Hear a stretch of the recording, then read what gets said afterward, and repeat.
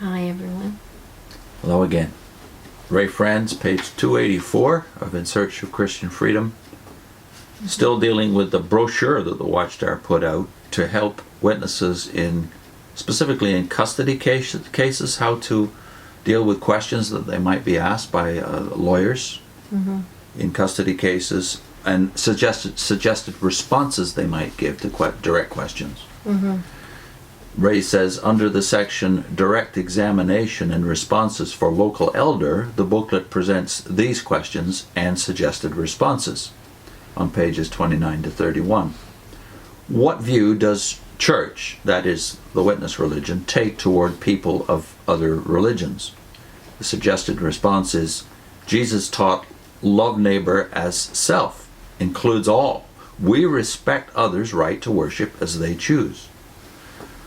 Another question that might be asked, does church teach that young people should learn only about religion of Jehovah's Witnesses? Suggested answer is no. Consider following objective consideration of other religions in our publications. This is followed by a list of articles in the Watchtower and Awake magazines. Again, the responses imply an attitude of considerable tolerance and even broad-mindedness. Yet once more, the witness elder responding knows that his religion teaches that people of other religions are all within Babylon the Great, the empire of false religion, depicted as a great harlot in Scripture, that the worship they have chosen is considered unchristian, and if continuing in it, they face destruction. He also knows that witnesses are urged not to have social relations with such people of other religions, since such would have a corrupting effect. The only approved association with such being in witnessing to them, in the hope of changing their religion. He knows that all the articles set out in the brochure's list emphasize negative aspects of the other religions discussed, and that the organization discourages reading literature directly proceeding from other religions. Only what it itself publishes about such religions is viewed as safe reading. We find the following introductory paragraph under Evidence of Young People, page 43.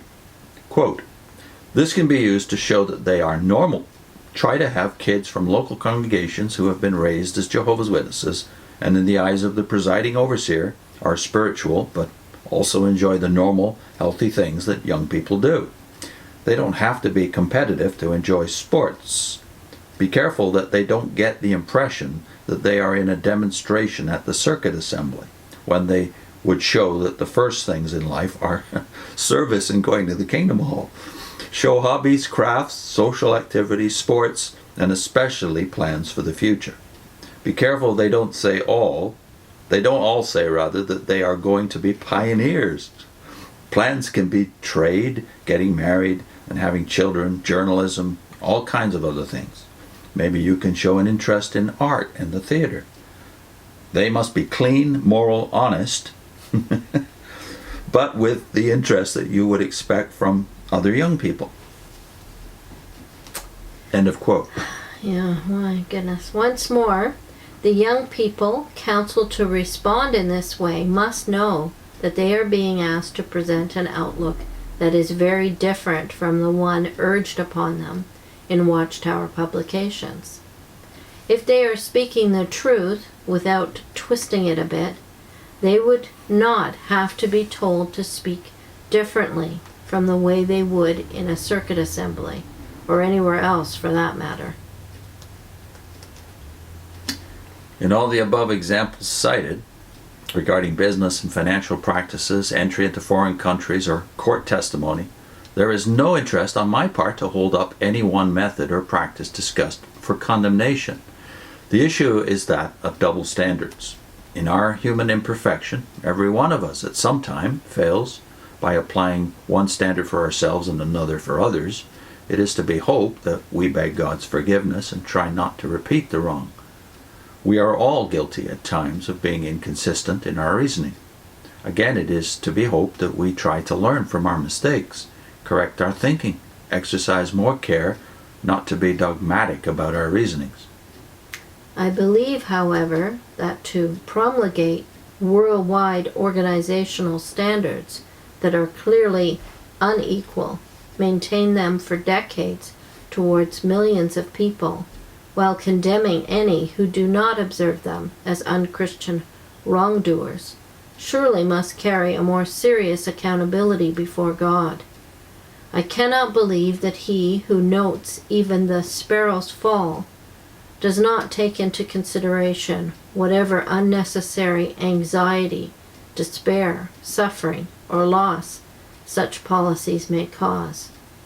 I cannot believe that he overlooks as inconsequential the weakening effect on people's attitude toward his word that such unequal policies can have, the perverting and stifling effect they can have on conscience, and the destructive effect they can have on Christian freedom. And that's the end of the chapter, Legalism, Opponent of Christian Freedom. As you read that extended quote here on this approach that young people are supposed to take towards their own life that they know, as you said before, make them look normal. To try to appear normal before people who are looking at them, while they themselves know that in every way the Watchtower is saying to be different than the culture, and especially in things like planning your life. I mean, the issue of having children or not, for instance, which has now been, there's been very pointed advice on that issue in the Watchtower for at least 75 years now, since the book Children by JF Rutherford.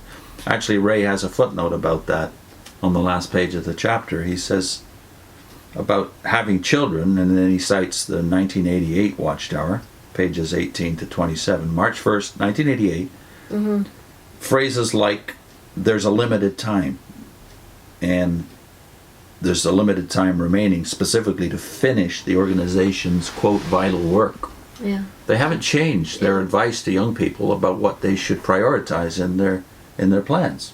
Definitely discouraging having of children was prominent during this time period. We were disfellowshipped around this time. Yeah. And I do remember conversations. I was newly married. I always loved kids, but we had decided not to have children because of this vital work.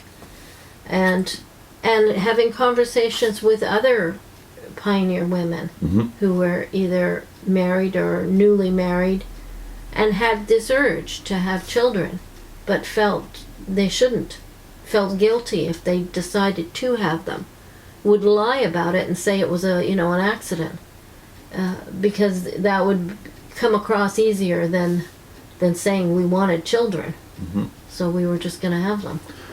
So Ray has alluded already in this chapter several times to Matthew 15, where Christ chides, no criticizes the religious establishment, not for being totally disloyal to Scripture, but adding to it by stressing tradition rather than the commandments of God.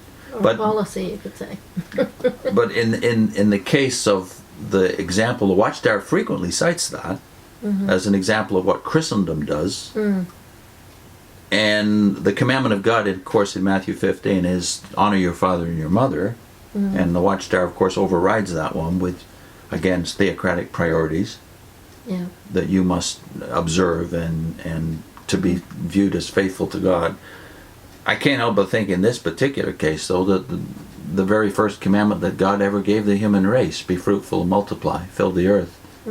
We're quite willing to let that one just slide away, as if God rescinded it, which he never did, because of our tradition, which is, of course, the time left is reduced. Let's get about God's priorities, preaching work. Yeah.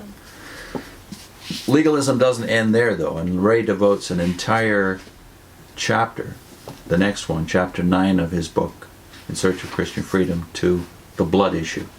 The chapter is Blood and Life, Law and Love. It starts in our next segment.